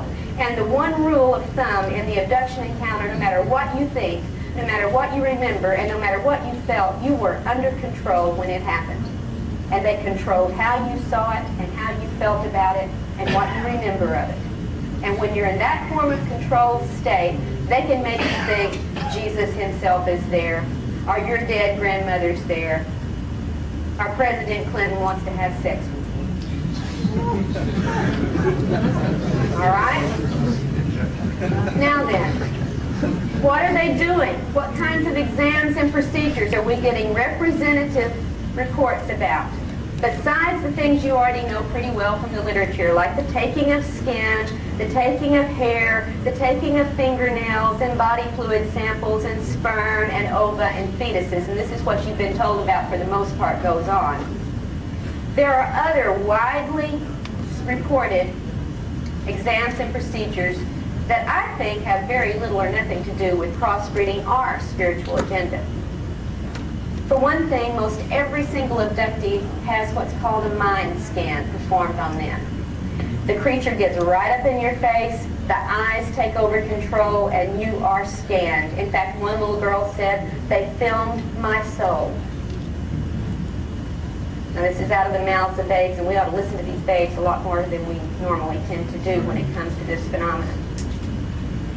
For women, almost every one of the abductees that are female undergo gynecological procedures of various sorts, sometimes painful, sometimes not. But the result and the after effects are that many, many, many abductees, much higher than the national average, suffer from extremely severe gynecological problems after being used by the aliens in these procedures. In fact, we have a report very recently of a 10-year-old girl who just had to have a hysterectomy because of what they had done with her. It's getting younger and younger. There are also many implantations performed on abductees. You've heard about the little BB probes that are put up the nose and go penetrate into here like my husband had when he and his best friend were abducted when they were 12. As often, or maybe even more often, they use behind the eye. As you heard with Barbara's presentation today, they take the eye out, they do the implant behind it, put the eye back in. They also put them in through the ear. Most recently, they've begun putting them behind the ear into the base of the brain. And very often they go into the spine at some point, ranging from the base of the neck all the way down to the bottom of the spine. All right, what does this have to do with crossbreeding or spiritual elevation, you might wonder, as I do. Many abductees report the brain surgery, like Beth, when they opened her head and took out her brain. This report is as common as the sperm and ova taking, although you don't hear about it as often. And people who have this happen use almost the same phrase. They opened my head and took out my brain. Word for word. I can repeat it on tape after tape, the same scenario. Certain kinds of instruments are repeatedly reported as part of these procedures. You know about the little light bar or light wand that's used to scan over the body. This is very, very common. You know about the little small box, usually a little black box, that's reported in many of these scenarios. We don't know up until this point, perhaps we know now, but we did not know what this little black box was all about. In Masquerade of Angels, I think you'll find some information that may shed light on what that little black box is all about. And I don't think you're going to be real happy with it, but I'm going to tell it to you anyway if you read the book. A long needle device, sometimes into the brain, sometimes into the abdomen, sometimes into other areas, even into between the toes, is reported repeatedly. And then, of course, there's the infamous alien dentist chair. How many of you have been in that? You're in the chair, the equipment pulls down from overhead, and you get the little, laser type or razor type or probe type device that is used in any number of areas on the body. These are very similar from report to report to report. Abductees are very frequently given an unknown liquid to drink. No explanation for what this is about. Sometimes they're given a substance to swallow or to eat with no explanation of what it is. And the results of these liquids and these pills or substances are varying. Sometimes it's dizziness, loss of consciousness, extreme nausea, and sexual stimulation. All of these are frequently reported from these substances we are made to ingest. What are the aliens communicating in these scenarios? Well, very often they don't communicate a darn thing. You're out, you don't get to ask questions, they don't answer any questions, they do the procedure and you're back home and that's it. But they do sometimes communicate certain things. Sometimes it's merely directions. Don't be afraid. Yeah, sure, don't be afraid. Lie still. Don't touch certain things. They have told them not to touch aliens, not to touch things on the ship, not to touch the ship itself. Don't touch. These are some of the kinds of directions abductees are given in communications. Many abductees are given certain other kind of communications. You are special. You are chosen. You're the golden child. You have a mission. And they are told this sort of information, that they are selected for some great honor or mission or task. Sometimes the aliens communicate a lot of information about the origin of the human species, and you know what it mostly says? We made you. We altered what you were. We changed you. We own you. You're our product. Sometimes they make a lot of statements about the separation of the soul and the body. And they seem to be doing this more and more lately, stressing, don't be so attached to that physical body. It's just a container. It's just a vessel. Why, it's not important. Now, why do you think they would want to downgrade the physical form that God chose to put us in and tell us it's not important? It was important enough for God to make it. It was important enough that this is how we are born. Why do you think they might be stressing, hey, don't be so attached to that body. It's not really important. You might want to think about why that would be something they want us to believe. Very often they deliver warnings about the current terrible condition of the planet, or about some impending destruction that we're going to bring on ourselves, or that nature is going to bring on the planet, and so on. We get a lot of warnings.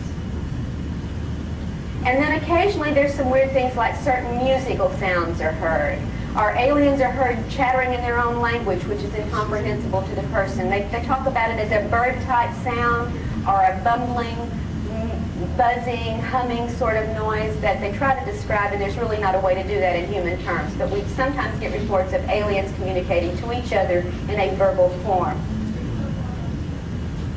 All right, now in addition to these exams and procedures that are reported, there's also other kind of activities that abductees report. And you probably, some of you here had some of these.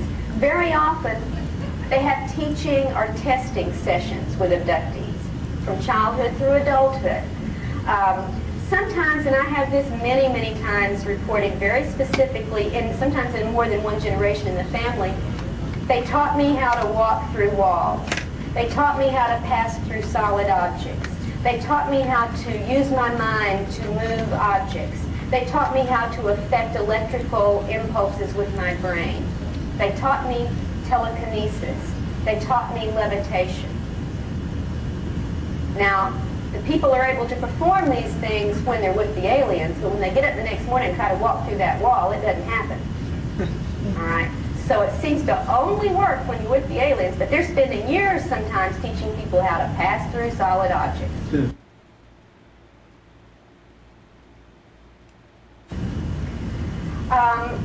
We do know about the crossbreeding activities. Yes, they take sperm, they take ova, they take fetuses. This is a given, it really does happen, but maybe it's not about crossbreeding, maybe it's about something else, and we won't want to talk about that in just a second. I know we're running short on some time, so I want to get down to the nitty-gritty. Often there's an immersion into a pool of liquid that the abductee is forced to inhale, thinking they're going to drown, but they find they can breathe this liquid. Very often they present scenarios or visions of past events in the person's lives, or future events on the global scale. They'll show futuristic war scenes, or the planet blowing up, or the moon exploding, or terrible floods, or earthquakes, or chaos as a future event. And this is used as part of the programming. And they often tell us, you're going to have a job to do when this happens. And finally, there is the great variety of sexual activity that is perpetrated upon abductees. And I'm talking almost every variety of the sex act that you can imagine, with aliens, with things we don't even know what they are, and with abductees among abductees. They may take an abductee from one place and an abductee from another and force them into sexual activity together. They don't know each other. They don't know if that person has AIDS. They don't know what the condition is, but they are forced into sexual activity, and this is repeatedly done. In fact, in one case in here that's so heartbreaking, Lisa, the woman in Alabama, last year was abducted, and there was another man, another abductee that she was forced to engage in a sexual act with, and the man apologized to her very, very deeply. He said, "I'm sorry, they make me do this. They've been taking me since I was a child. I can't help it. I'm sorry." And again, this is reported in many different instances. And I'm not just talking about genital intercourse. I'm talking about a variety of sexual acts. And I'm talking about on people as old as in their 70s and on children as young as 3 years old. In fact, one abducted adult mother of 2 children who was fairly happy with her sexual activity to a certain point, well, she said it was some of the best sex she ever had, was not at all disturbed that she was repeatedly being forced into these sexual encounters until one morning she gets up and her 5-year-old daughter is sexually manipulating the 3-year-old daughter, and aghast she says, "What are you doing?" She says, "Mommy, we're just doing what the little doctors do to us when they come in the bedroom at night." Are they crossbreeding? Are they taking ova from 3-year-old children? I have a problem with this. Now, where do these activities take place? Very often they're right there in your home, in the bedroom, in the living room, in the kitchen. Sometimes in the car when you're traveling. Sometimes people are taken aboard what seems to be a UFO craft.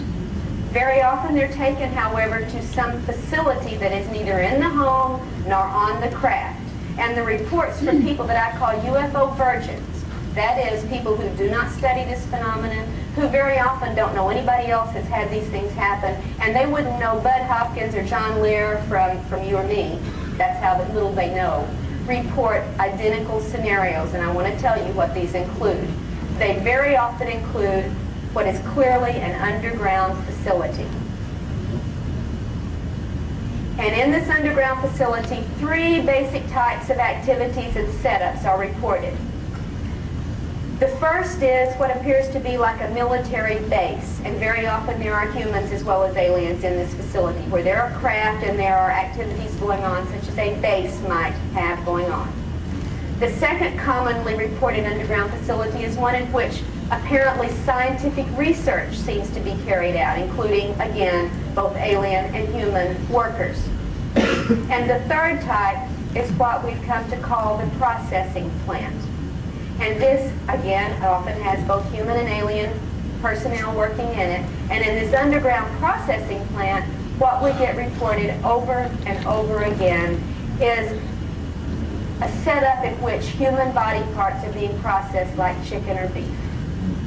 They are being flayed, they are being dismembered, they are being drained of blood, they are sometimes reported stacked up like firewood, sometimes hanging, draining, sometimes going down, being dismembered as they go towards some unknown end facility.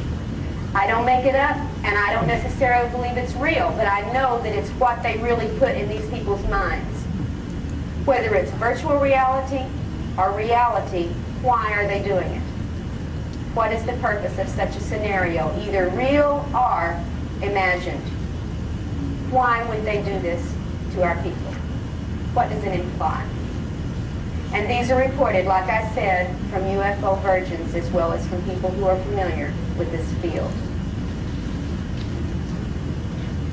Hybrid nursery rooms are very, very often reported, often containers that have liquid and fetuses at various levels of growth that often look partially human, partially alien. Sometimes they're in boxes rather than in containers with liquid. Sometimes they're in nursery settings where they seem to be hybrid toddlers. And then there are the cloning rooms. Rooms where fully formed, fully human, but inert bodies are stored. Sometimes in coffin-like boxes, sometimes with stored in upright cylinder containers. And they are sometimes identical, like 20 identical female bodies, 20 identical male bodies. And sometimes their bodies are identical to the abductee who is being shown this. In fact, in this book, 3 of the women were shown clones of their bodies. And what explanations were given for these clones? Well, Pat, remember the one where Jesus beamed in and said, "They're with me"? Pat was told when she was shown her clone body that it was for the resurrection. Well, haven't you read your Bible? They're going to have a new body at the day of resurrection, and we're the ones in charge of making them. Here is yours. You're safe. You got a resurrection body. Lisa, on the other hand, shown her cloned body, was told that it would be used to replace her if she did not cooperate in what they wanted her to do, and nobody would ever know the difference. Which story are we going to buy? Can we buy either story? Have we ever been told the truth on any of this so far? Well, when the stories conflict this much, we have a question with how much truth there may be to this. Well, I know we're running out of time. I was going to talk about the external effects, the peripheral effects in the home, which that's all outlined here in the comparative chart. The after effects, I think, are important. What the people report is the after effects. Sleep disorder, stress, post-traumatic stress symptoms, fear of talking about their experiences. In fact, many people experience physical pain when they try to talk about these experiences, and the pain doesn't come from any real body symptom. It comes from a triggering device, either through implant or through suggestion. Shifts in attitudes. People's attitudes change radically. They become more ecologically aware. They become more compassionate. They become more non-traditional in their spiritual and religious views. And many, many times, as Jane, one of the abductees in here, had to say, they foster a mistrust of our government within us. Maybe we ought to be mistrustful, but they certainly work to make us so in many cases. They often become convinced they have a mission to perform. Thank you. They're given certain kinds of dreams. Most notably, 3 different kinds of dreams are reported over and over again. One dream I call from one abductees report the night of lights, and that some of you may have had this dream when the sky is literally filled with UFOs, and it's when they're coming now. This dream is very, very, very common among abductees. The second kind of dream, earthly disasters, great floods, great earthquakes, great cataclysm in which the abductees have a job to do, reported over and over again. And the third kind of dream reported frequently is that of a prophetic event. And many, many times abductees dream about certain events that actually do come to pass. Very often they're disaster events. Gynecological problems we've already talked about. Sexual dysfunction is a very common after effect of this. Marital problems rife after this happens. I can't tell you how many abductees in the last 2 years have gone through divorces when they were happily married before. It is extraordinary the kind of stress on the relationships these people experience as after effects. Degradation. Now, as many people who realize a spiritual awakening and uprising from the experience, we got the other side where they go through the degradation of their personal lives, as we talked about with the drug abuse, the promiscuity, the self-destructive behavior, the suicidal tendencies. What do we know about human involvement from these reports? Of these 8 women, 4 have been abducted and interrogated by military human personnel. They want to know what's going on just like you and I do, but they're using better technology to try to get their information than you or I have. We have military personnel, medical personnel, scientific research personnel, very, very often working with aliens on board craft or in the facilities. We see an increase in helicopter activity over the homes of abductees when they begin dealing with this or having current situations. We get the phone surveillance, we get the mail surveillance, we get people followed, we get people with taps on their wires, people whose homes are broken into and the only thing taken is UFO-related documents, etc. And then, of course, the interrogations like Pat's family went through in 1954 and my husband went through in 1988, and 4 of the women in this book have experienced on military-based facilities at the hands of military personnel. So that's what you're going to find spelled out in much greater detail than I can go into in 20 minutes here in Taken. And I hope you'll have a chance to look at that at some point.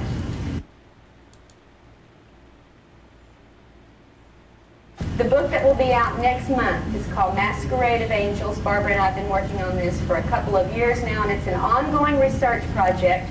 This involves Ted Rice, a man who was born in Alabama, who was born to a very ordinary family. He was a rural cotton patch kid. He grew up in the cotton patch farm area of northern Alabama.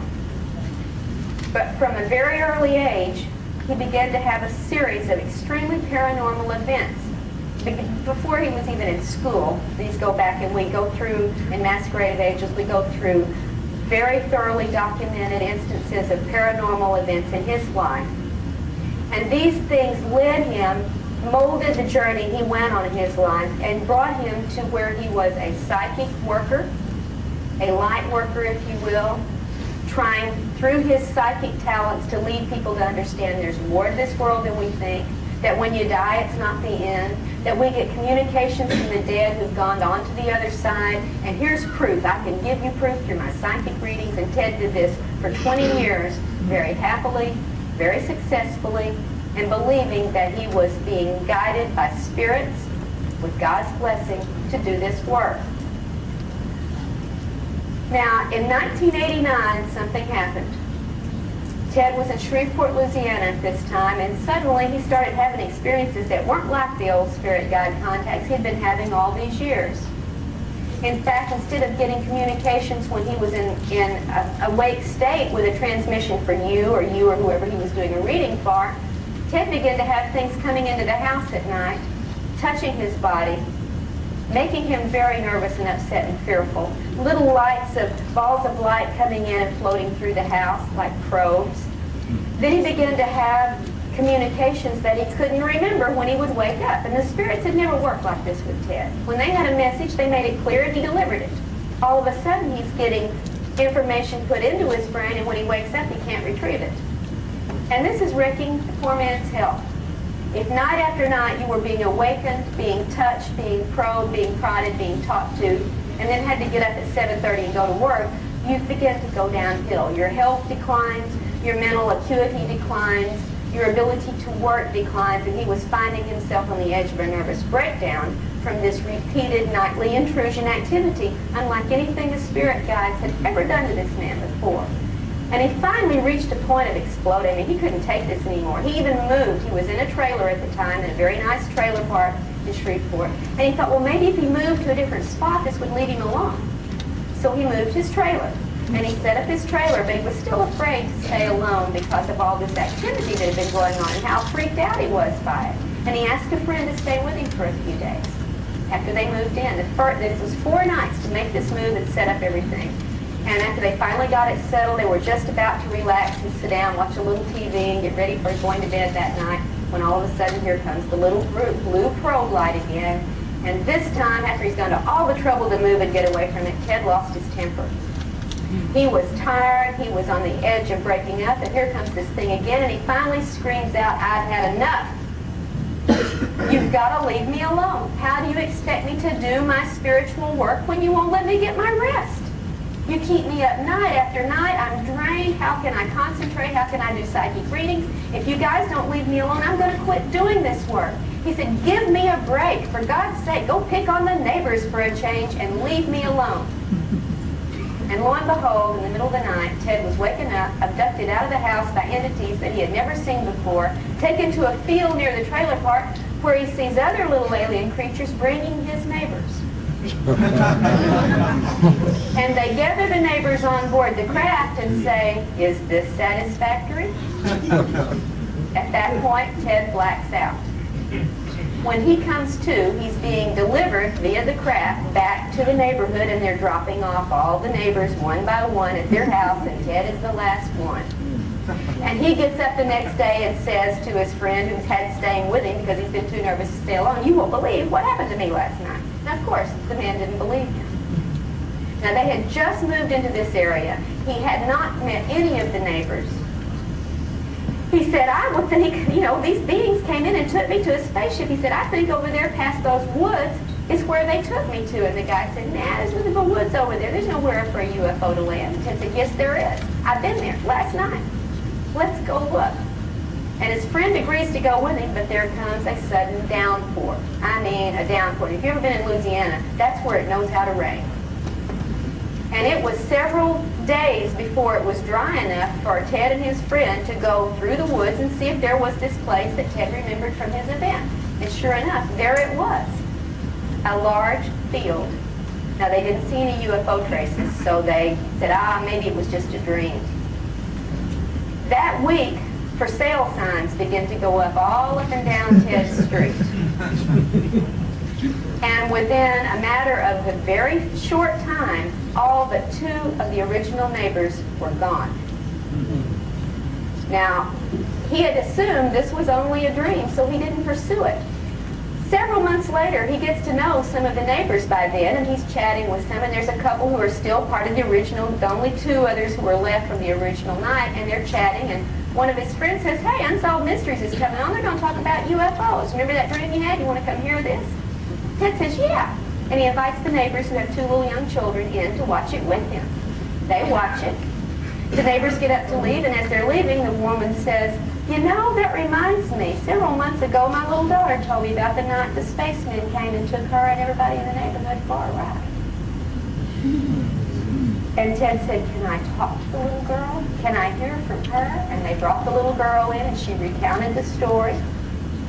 And then they remembered that a relative had been visiting that weekend, a teenager sleeping on the couch in the living room. And she said, "Yeah, and that was the same weekend my cousin said, what were all those little kids doing in the house last night, and where'd that blue light come from?" So began the investigation into Ted's non-spiritual, non-spirit guide abduction events. And what came out of this investigation that has gone on now for over 2 years will literally blow the top off of the metaphysical view of the alien agenda. And I exhort you to read it. If somebody will give me a grant, I'll give you the books for free. I think it's that important that you read what we have discovered about what goes on with this agenda, what they're doing with the black box, what they're doing with the cloning, and what they're doing with our souls. and I mean our souls. And I think we're going to find out that we have never yet fully understood what this soul energy is all about. And we're in for a surprise when we find out what can be done with the manipulation of our soul energy by these beings and why they may be doing it. And of course, since I do hope you'll look at the book, and I only have 2 minutes left before we go to question and answer, I cannot go into all of the details.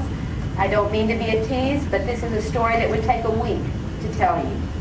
But I'll tell you, it starts with one of the New Age prime stars and takes you on a journey that's going to turn you 180 degrees around on what you think is going on with these spirits, these aliens, and this masquerade of angels that so many of us, with our good hearts and our good love, have accepted at face value. And my message to you is nothing at face value. They can deceive, they can use illusion, they can control how you respond, what you see, what you feel, and what you remember. And if you're going to take any of it at face value, I got a bridge I want to sell you. And I thank you, and I'll be happy to take questions and answers at this point.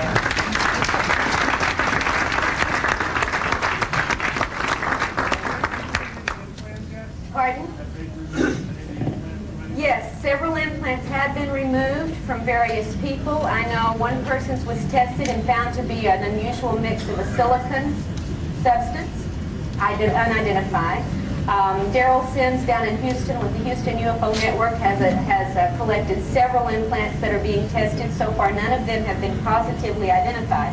What we find with a lot of these artifacts is that, yes, they get tested, and the results tell us what they're not, but they don't tell us what they are. And very often it's made out of very mundane material. But if you're working with terrestrial creatures, you pretty much probably want to use terrestrial materials for dealing with them. That seems to make some sense to me. Sometimes these little, like Barbara showed you, did you show the little hip implant, the little bead type thing with the wires? Very often they look like that, a small cylinder with little wires coming out. Some of the ones into the ear, like Amy in here had 2 implants removed, one out of the neck and one out of the ear. The ear implant looks like a plastic, pliable material. You can see through it, sort of pinkish orange colored, and there were little type of wire devices or lines within it. But when it was removed and exposed to air, it disintegrated. And this has happened in another case, identical. So we don't get a whole lot of analysis from these artifacts.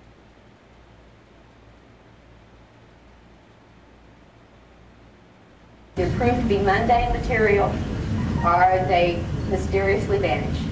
The slag, for instance, that's left often after a UFO landing, there will be metallic slags left. We've done some testing, and other people have done testing on those. They always prove to be very mundane material.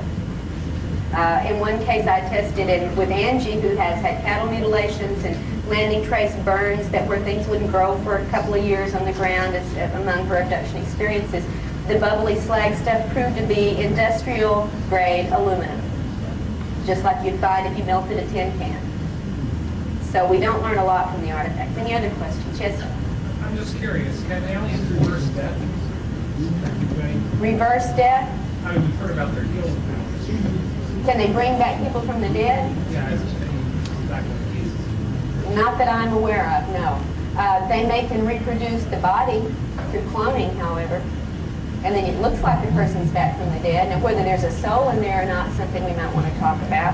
Yes, sir? I would like to insert something here. Well, I'm supposed to... The implants. Yes, sir. Because it's been reported to be by some of the radiologists that they're using X-ray on the implants rather than try to cut them out. Right. And it's been very successful because the X-ray explodes some of the contents of these implants. So if you can get a radiologist to cooperate with it, it's better sometimes than surgery trying to get that.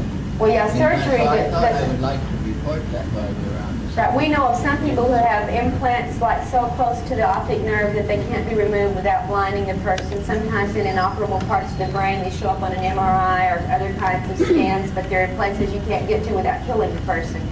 Sometimes they are removable in other parts of the body, but even when we get them out, we don't know what they do. Analysis doesn't tell us. So it's sort of a moot question at this point. What are the implants doing? Yes, ma'am? In the 50s, November 56, my sister and I were first by this movie, and it was basically implants little boy sees this bright light from the window, and then he found it in the whole neighborhood. Right. And I think so. And but that was a lot of what that was a movie that was it based on reality, or is it somebody? Well, implanting was going on before the movie, so maybe it was based on reports that are based on information that the public needed to know about in a very non-threatening way, so they put it into a fictionalized account. That's often been done with they put it in movies, they put it in advertising. Anybody remember the last few months, the stovetop stuffing commercial? Yeah. Two little boys are sitting out on the steps, and one of them says, "I wonder why moms quit making stovetop stuffing for dinner anymore." And the other kid says, "Maybe she was abducted by aliens and replaced with a mom look-alike." And then they go into dinner, and mother says, "We've got stovetop stuffing for dinner," and the little boy says, "Mom, you're back." She smiles evilly and says, "What did you expect, an alien?"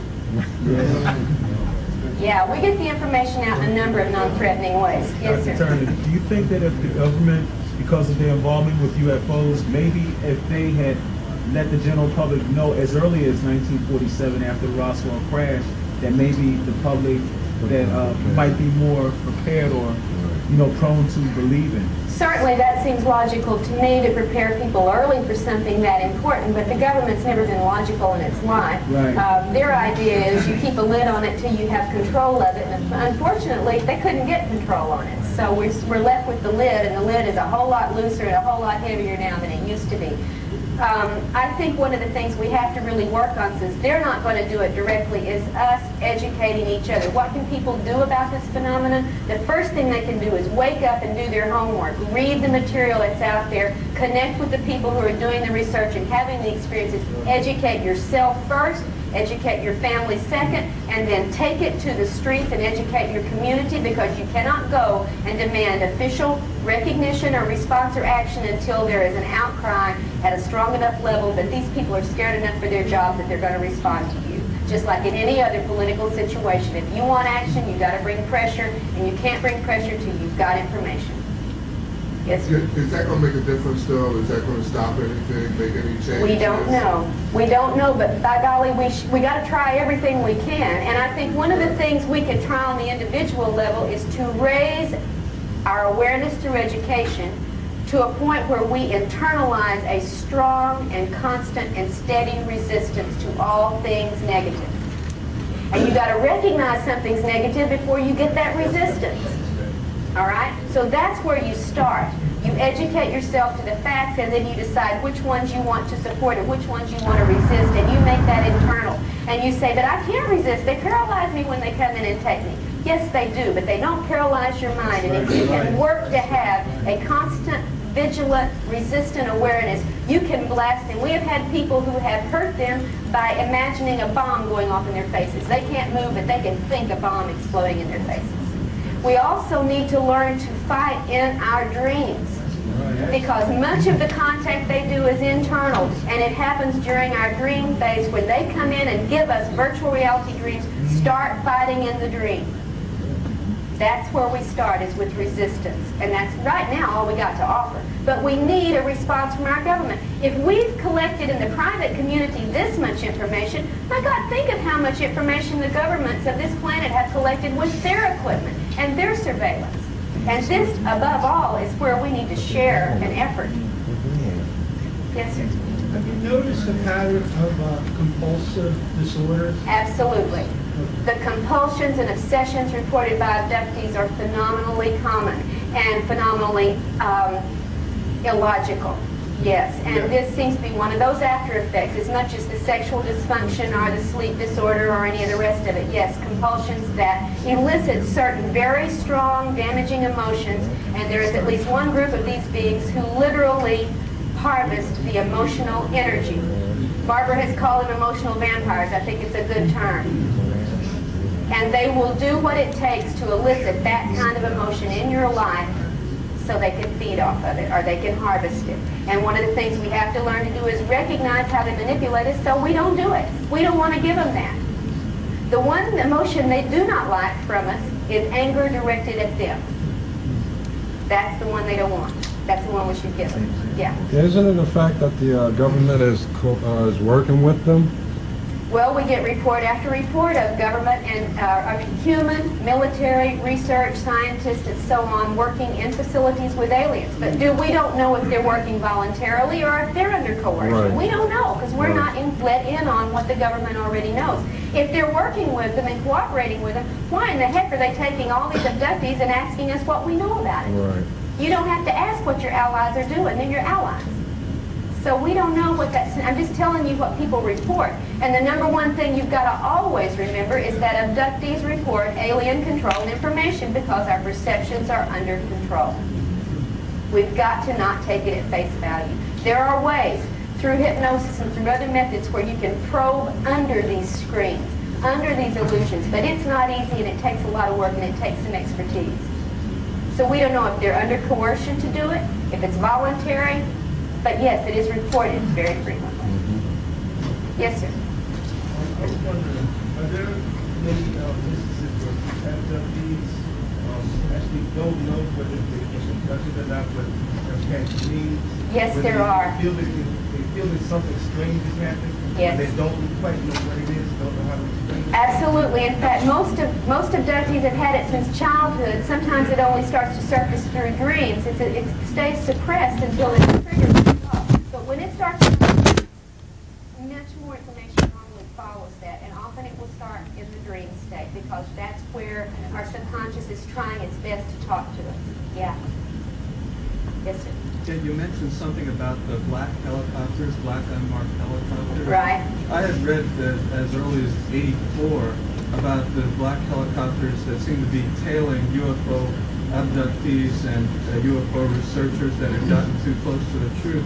And I remember seeing something on hard copy. They were talking about the Escamilla family in Roswell. It's a hotbed of UFO. You can go on and see UFOs every day there.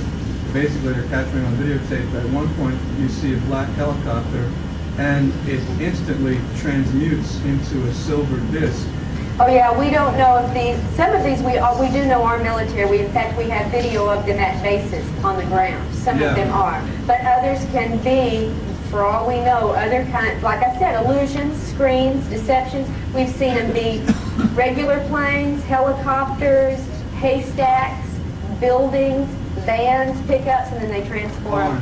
Right. So you can't take it face value. This is the lesson. We ought to have learned it a long time ago. We're just sort of thick sometimes. Also, just a comment. This is a little booklet that comes with the new model that the Tester Corporation. And they've been 100% right on things that the government was about to reveal to the public. Yeah, the sport model, right? The sport models are.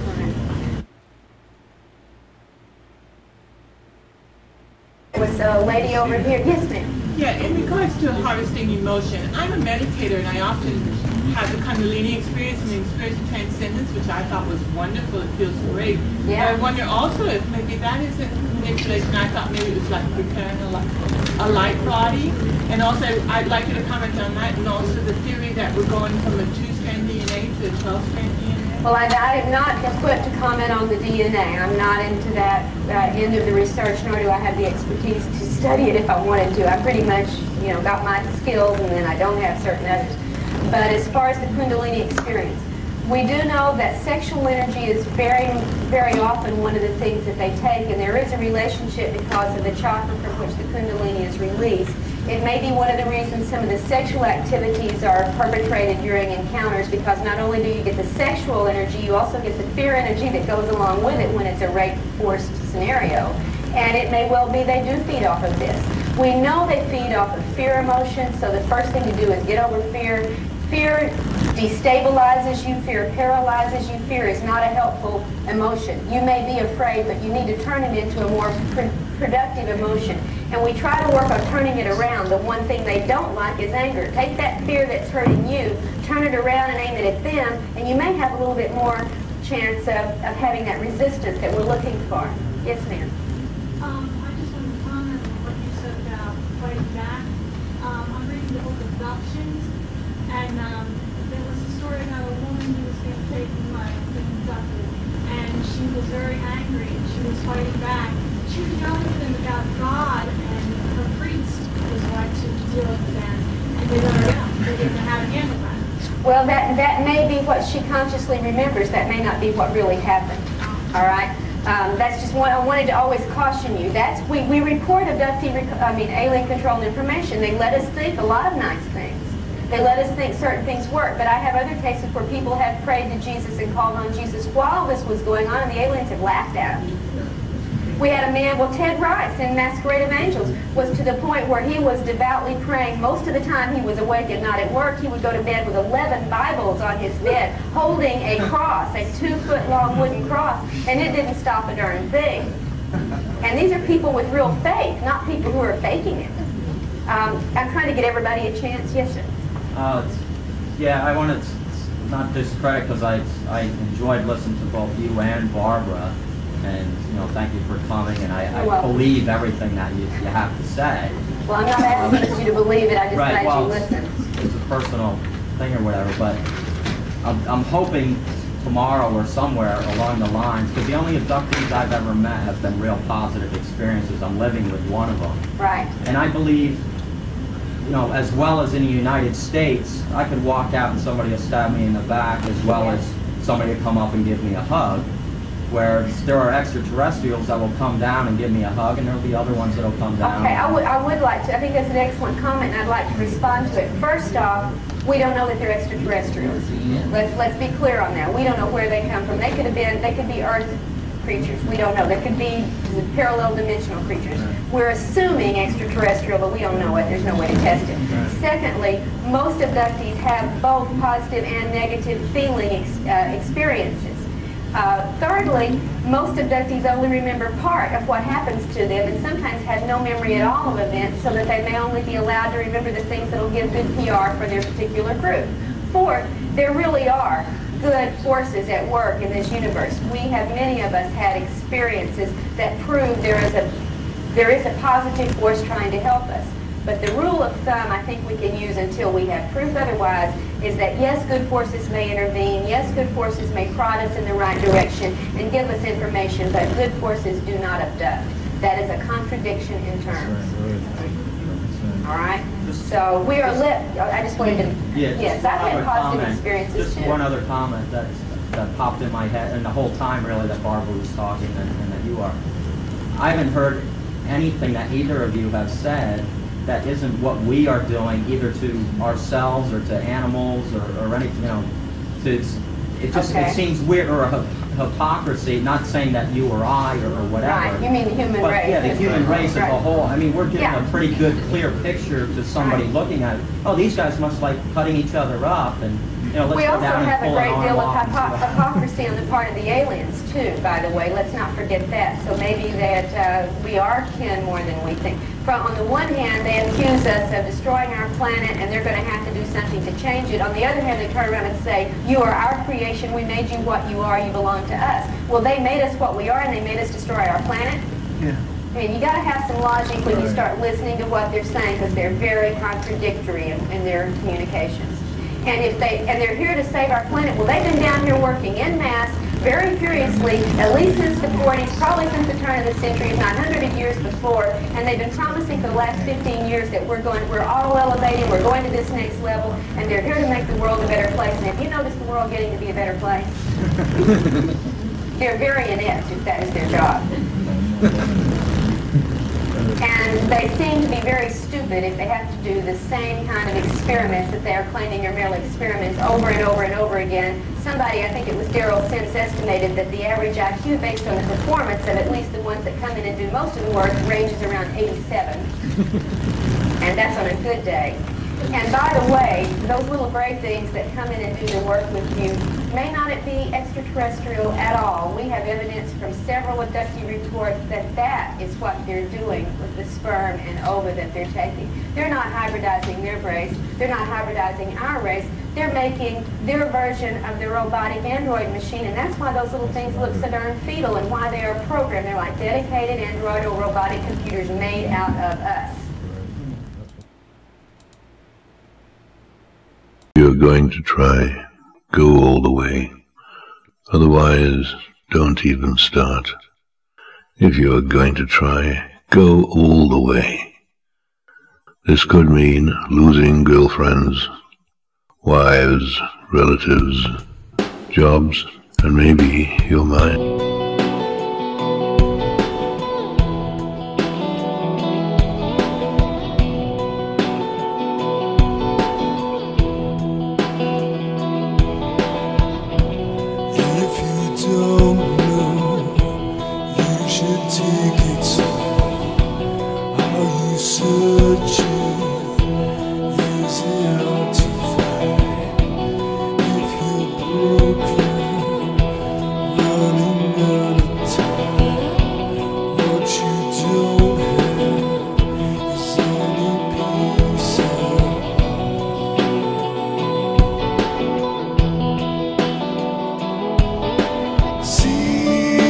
Seasons don't change.